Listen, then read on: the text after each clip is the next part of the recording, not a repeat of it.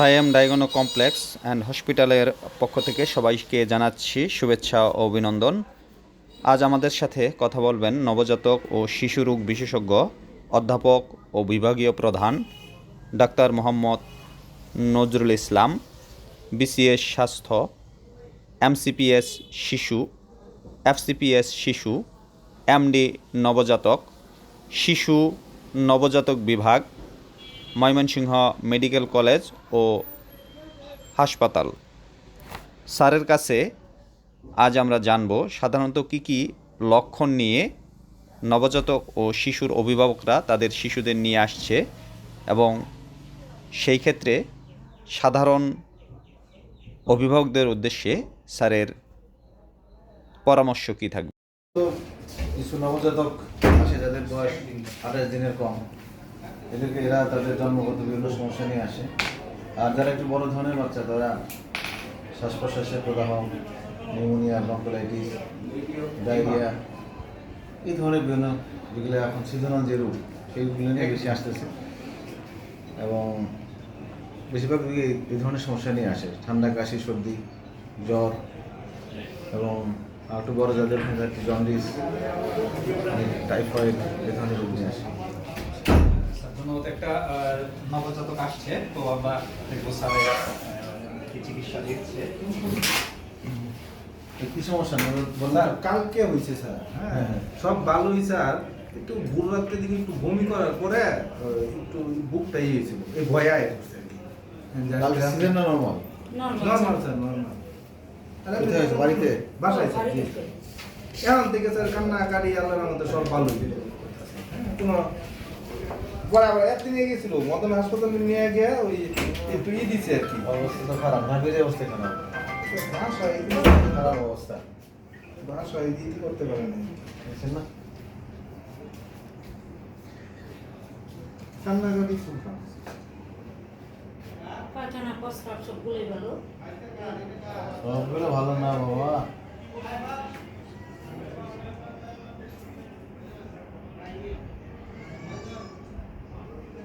নাভি ঠিক করতে হবে, দেখেন নাভিটা পরিষ্কার করতে হবে। এখানে রক্ত জমে আছে, এই যে দেখছেন, এখানে মাথায় চাপ লাগছে, চাপ লেগে এখানে রক্ত জমে আছে।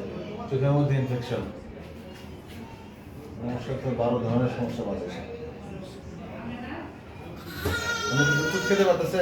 জি স্যার, টানতেছে একটু, আইতেছে না কিন্তু টানতেছে।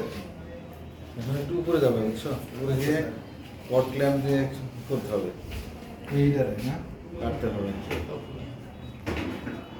আচ্ছা এটা বলেন দেখতেছি স্যার, লিখে দিতেছে সব কিছু করে দিতেছি। স্যার বুকে দুধ একটু আইতেছে না, একটা কোনো দুধ খাইবো? আচ্ছা সব বলবো, আর একটু কি করতে হবে?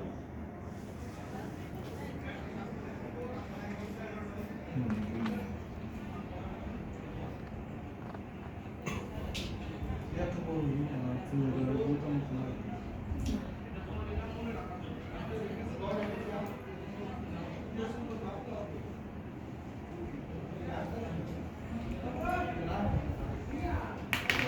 ম্যানেজ করো, আর নাভিটা কেটে পরে আবার নিয়ে আসো।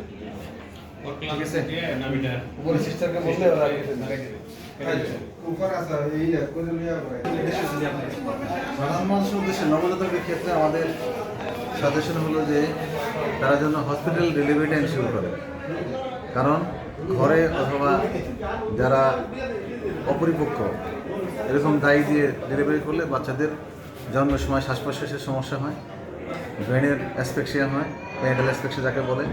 তো এদের পরবর্তীতে এরা বিভিন্ন কমপ্লিকেশন নিয়ে আমাদের কাছে আসে, এদের মৃত্যুর হারটা অনেক বেড়ে যায় এবং যারা বাঁচে তাদের পরবর্তীতে বিভিন্ন কমপ্লিকেশন অ্যারাইজ করে, প্রতিবন্ধী হয়। তো সেজন্য নবজাতকের ক্ষেত্রে আমরা বলবো যে মাকে রেগুলার চেক আপে থাকবে, অ্যান্টিনেটাল কেয়ারে থাকবে, আর ডেলিভারিটা যেন হসপিটাল ডেলিভারি এনশিওর করে। এটা করলে আমরা নবজাতকের মৃত্যুর হারটা কমাতে পারবো আর নবজাতের সমস্যা কমাতে পারবো। আর যেগুলো বাচ্চা অপরিণত জন্মগ্রহণ করে এদের তাড়াতাড়ি হাসপাতালে ভর্তি করলে তাদের চিকিৎসাটা টাইমলি হবে এবং তাদের আউটকামটা ভালো হবে। আর যারা একটু বড় বাচ্চা, ওল্ডার চিলড্রেন, যারা ধরেন 2 months to 5 years বা 10 to 14 years, তাদের ক্ষেত্রে সাজেশন হলো এখন যে সিজনাল রোগগুলো হচ্ছে, ঠান্ডা কাশি জানিত, নিউমোনিয়া, ডায়রিয়া, এখানে পরিষ্কার পরিচ্ছন্ন থাকা আর বাচ্চাকে ব্রেস্ট ফিডিং করানো এবং তাদেরকে বিভিন্ন পরিবেশে বিভিন্ন ইয়ে থেকে তাদেরকে এড়িয়ে চলতে পারলে তাদের হয়তো এই সমস্ত রোগ ব্যাধি কম হবে এবং তাদের পরবর্তীতে তাদের চিকিৎসা সম্পর্কিত যে জটিলতা সেটা তাদের কম হবে। এখনকার সময়ের জন্য এক এক সিজনে এক এক ধরনের রোগ হয়, তো যেমন শীতকালে এক ধরনের রোগ হবে, এখন আর এক ধরনের রোগ হয়।